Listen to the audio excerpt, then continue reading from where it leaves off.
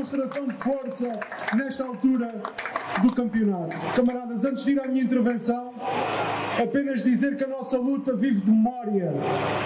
E foram muitas as perdas dos últimos dias e não posso deixar de vos pedir um aplauso a quem dedicou a sua vida à luta e que desapareceu muito recentemente ao pé de nós. Falo concretamente dos camaradas da Sónia Ribeiro, do Vítor Jesus, do José Revés e da Ana Paz, que tantas vezes partilhou este palco connosco. Camaradas, o quadro com que estamos confrontados obriga à resistência de quem trabalha, de quem trabalhou e de todos os democratas.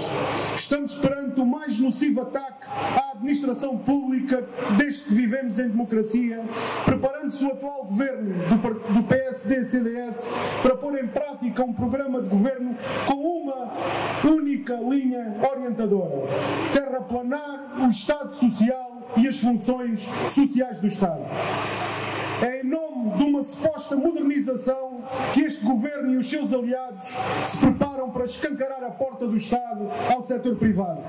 Falo em áreas como a saúde, anunciando PPPs como nunca antes as vimos no contexto das unidades locais de saúde, o que a concretizar-se deixaria aos privados unicamente interessados no lucro, o monopólio da doença. Na educação, trazendo para dentro da escola pública de forma descarada, como já aqui foi referido, o setor social e cooperativo, e lança a ideia da insustentabilidade da segurança social, completamente falsa, para que no futuro, em nome da liberdade de escolha, se possa entregar ao setor financeiro os muitos milhares de milhões de euros que resultam dos descontos de quem trabalha. Temos ouvido, ao longo dos anos e nos últimos dias em particular, afirmações tais como: o Estado não gera bem, o Estado não tem vocação para isso, os privados fazem melhor e com menos dinheiro. Pois bem, se numa conversa de café se tratasse, até se conseguia compreender. O problema é que se trata de afirmações de membros do governo, de membros dos partidos que o apoiam e dos comentadores ao seu serviço.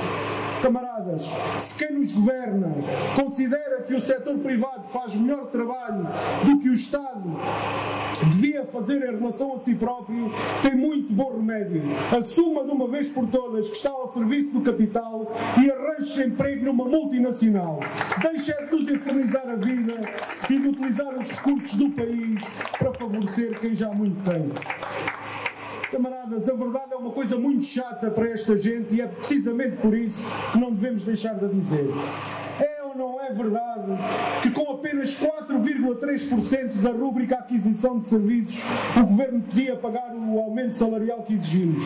É ou não é verdade que os principais grupos económicos registaram no ano passado mais de 32 milhões de euros de lucros por dia? É ou não é verdade que o custo dos bens essenciais ainda não pararam de aumentar?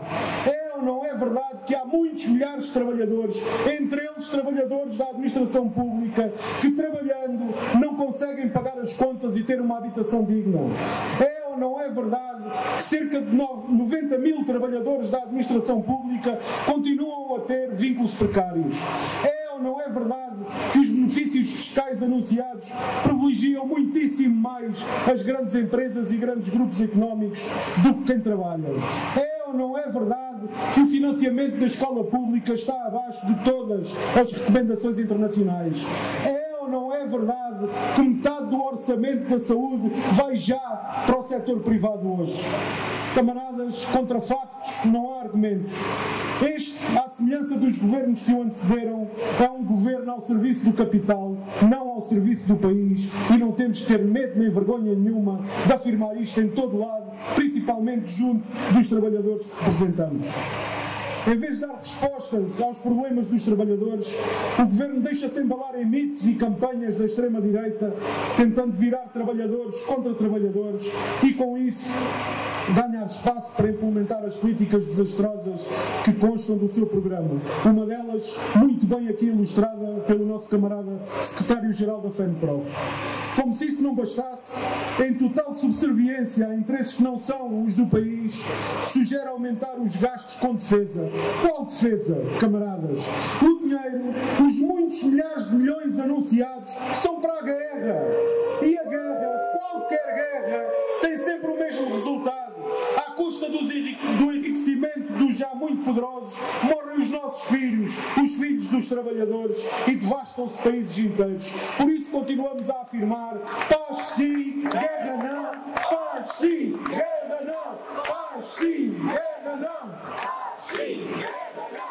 Paz sim. Camaradas, curioso é também que no meio deste discurso de suposto investimento em defesa, da boca do Governo, nada de concreto se ouve sobre a melhoria das condições de vida e trabalho do pessoal militar, que ontem já vinha tarde. Nem sequer de garantia de direitos, como o direito a lutar pelos interesses próprios, de forma organizada, consciente e responsável, em sindicatos, camaradas. Como todos os outros trabalhadores, também os militares devem ter direito a negociar e lutar o que for do seu interesse.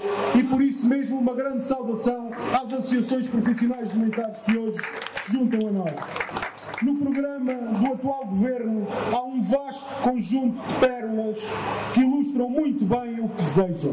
Vejam bem: individualizar as relações de trabalho promovendo uma política de mérito, planos de desenvolvimento individual de carreira, aquisição de dias de férias, flexibilização de horários e há mais, camaradas: promover a literacia financeira para garantir que os trabalhadores com os baixos salários sabem como é que vão gastar o dinheiro que não têm e que os pensionistas que recebem baixas reformas inventem dinheiro numa reforma que não lhes chega ao fim do mês. Contar com o papel dos privados no sistema de saúde. Contar com o setor privado e cooperativo na escola pública. Camaradas, daqui dizemos ao Governo que a modernidade que nos quer impor tresanda a bafio. Não queremos comprar dias de férias, queremos que nos devolvam os dias de férias que nos roubaram. Não queremos flexibilizar horários, queremos respeito pelos direitos a horários que não nos façam a vida no inferno. Não queremos planos individuais de desenvolvimento, queremos é um sistema de avaliação justo. Não queremos receber subsídios de férias e de Natal em duodécimos, queremos é salários justos e ponto final. Camaradas, dizemos também que nós, os trabalhadores da administração pública, estamos dispostos a lutar pelos serviços que prestamos às populações, que vamos defender o Serviço Nacional de Saúde geral, universal e gratuito, vamos defender a escola pública de qualidade e para todos, vamos defender uma segurança social pública e solidária, um poder local democrático, uma água pública e todos os outros serviços que garantimos às populações todos os dias com o nosso trabalho.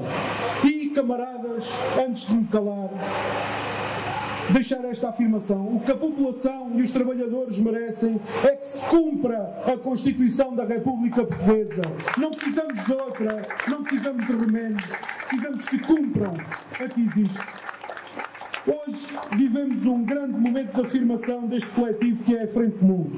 Continuaremos a luta pelo aumento intercalar dos salários do qual não abdicamos, pelo fim do CIADAP, pela precariedade, pelo reforço dos serviços públicos. Camaradas, a prova de que esta luta continua são as muitas ações que estão marcadas no âmbito da administração central, da administração local, do setor da saúde, as lutas em curso na justiça, enfim, um sem número de lutas para as pessoas entenderem de uma vez por todas que não vamos mesmo de férias. A luta não vai de férias, vai continuar e a prova disso é o que está aqui agendado. E camaradas, a estas vão seguir todas as que entendermos necessárias, até das duas uma. O Governo dar resposta aos nossos problemas ou até os pormos a andar. Camaradas, viva a luta dos trabalhadores! Viva a Frente Comum!